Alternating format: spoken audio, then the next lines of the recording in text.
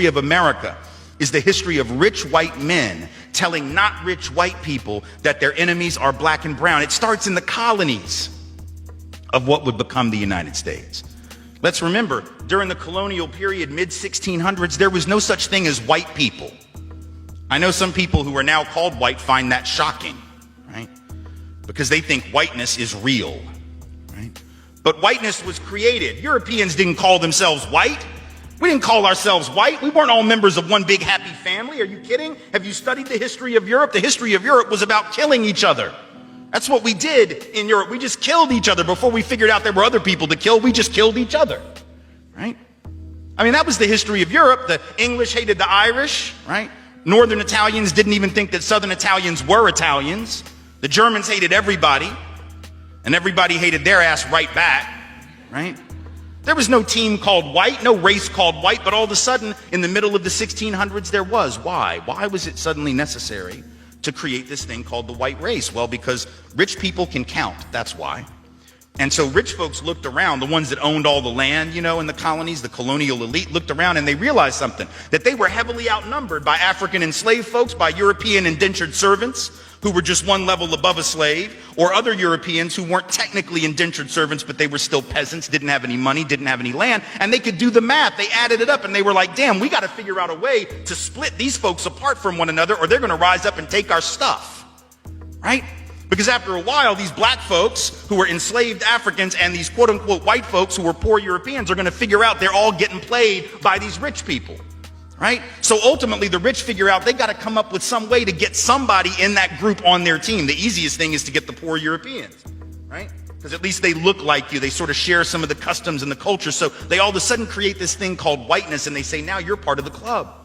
Now we're going to let you testify in court, enter into contracts, vote, at least if you're a man, own a little bit of land, at least if you're a man, right? And we're going to get rid of indentured servitude. No more of that because you're too good for that.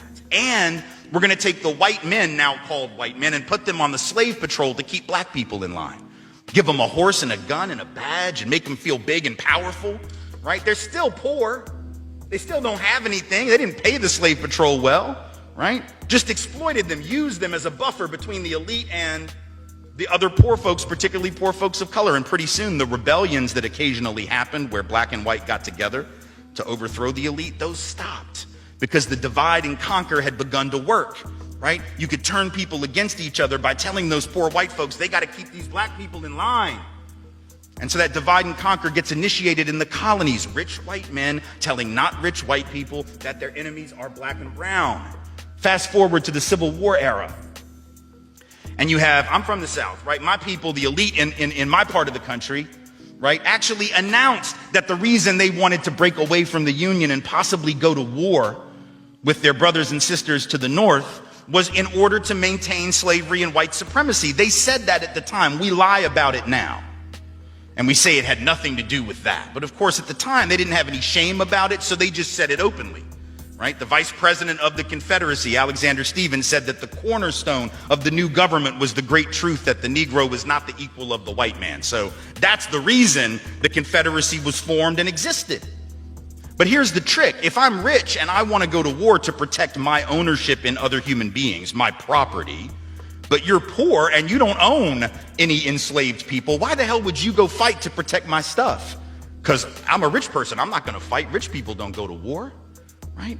Rich people get poor people to go to war for them, whether it's in 1860 or whether it's during the 1960s or whether it's today, right? Rich folks get doctors to write notes for them that say that they have heel spurs and that's why they can't go to Vietnam. And if you don't know who I'm talking about, you can Google that shit because he's sitting in the White House right now, right? Oh, I can't go fight. I have heel spurs. Send some poor kids to do that for me, please, right? So that's been a long-standing tradition. So the rich have to figure out a way to convince the poor to go fight for them. But that's a hard thing. That's like a hard sell, right? Like how the hell, why would you do that? Why would you go fight to protect my property rights when you don't own anything? The only way you would do it is if that rich person comes to you and says, hey, listen, you gotta go fight because we gotta maintain our way of life because if these people get free, they're gonna take your jobs. No, fool, they already got your job. That's how it works, right? Because if I'm white and I got to charge you $1 a day to work on the farm, but you can get a black person to do it for nothing because you own them. Guess who got the job? Free got the job, right?